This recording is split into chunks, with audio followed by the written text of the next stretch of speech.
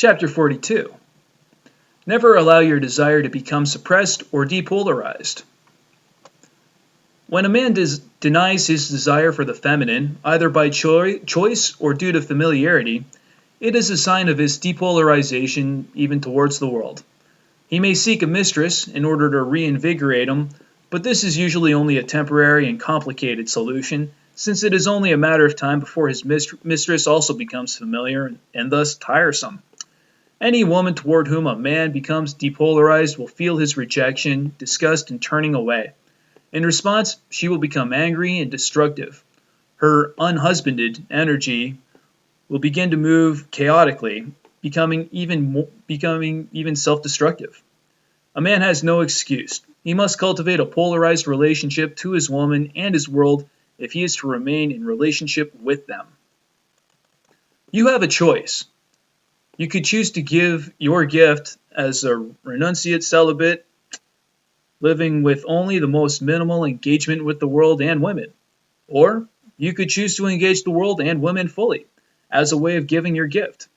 If you choose to engage the world and women fully, then you must maintain a certain degree of polarization or mutual attraction with them.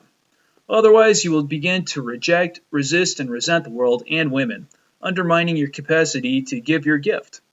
You've probably seen the face of your woman when you've gotten to the point of putting up with her rather than permeating her. She begins to look haggard and drawn. Her long face bespeaks a heart and body unravished by the clarity and force of your masculine loving. She never seems really happy. Eventually, her resentment turns inward, and disease symptoms begin to appear in her body. Her skin seems to wither before your eyes. You dislike her smell. As her frustration and negativity build, you become less attracted, which of course deprives her of even normal human affection. When things get really bad, she seems so ugly and dark that you are repulsed, and your complete withdrawal leaves her barren at her core. You may stay together because you love each other, but both of you are totally depolarized, more disgusted than turned on by each other. During these times, you probably also begin to feel the same disregard toward the world. Over time, you may begin to lose interest in your projects or career. You may consider changing jobs or finding another woman. It seems that newness, in and of itself, will be more attractive and exciting than your worn-out woman in your droning career. And you were right. A new woman and a new work will excite you and cheer you up, and this is exactly what a mediocre man does. He stays with a woman and a project for as long as they interest him and turn him on. When the excitement seems to wear off, he moves on to another, and then another, hopeful source of polarity and excitement. It is not time that kills delight, but familiarity, neutralization, and lack of purpose. Another man might find your woman to be quite a turn-on even though she seems old shoe to you. It may not be your woman who has worn out, but your capacity for desire. You may feel like having as little to do with her as possible, but your lack of desire is only that, a lack of desire. You have spent so much time with your woman that you have rubbed off on each other like two magnets that have demagnetized each other.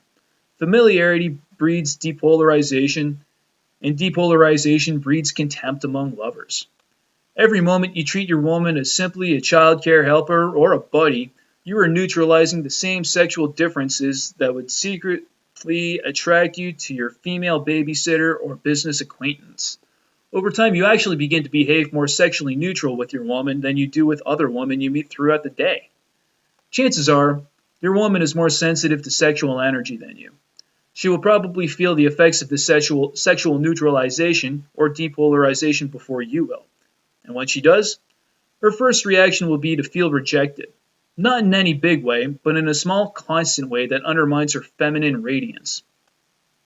Even when she shines, you will treat her with more sexual neutrality than a woman on the bus. She will feel hurt and become darkened, and you will feel even less attracted to her.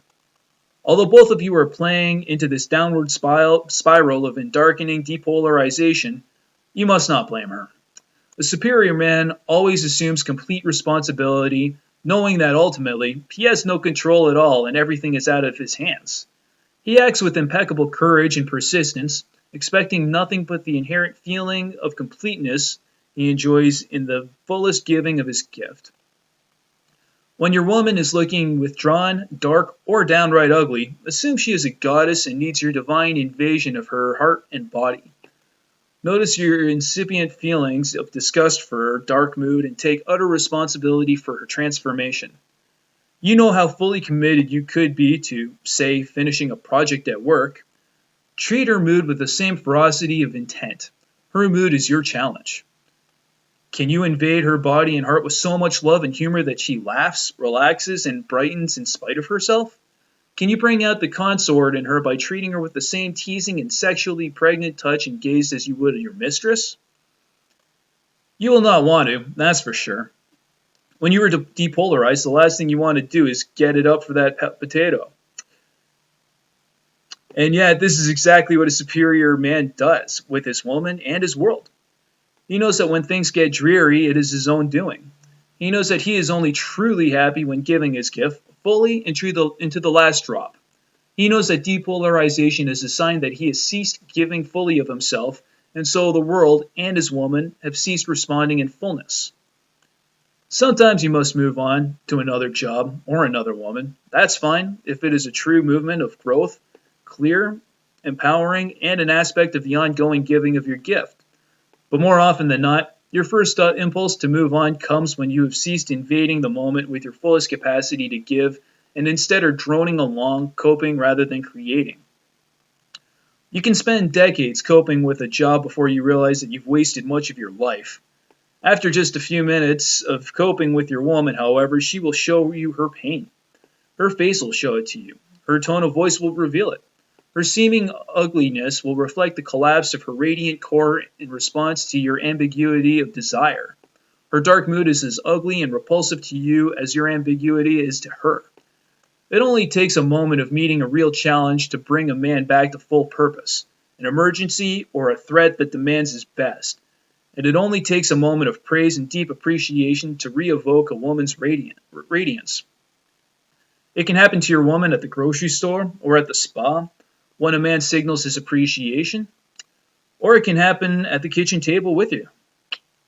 Rather than deciding to move on because you are too weak, overcome your own neutralized lack of desire, try to take on the challenge of manifesting love in the dreary world and in your dreary woman.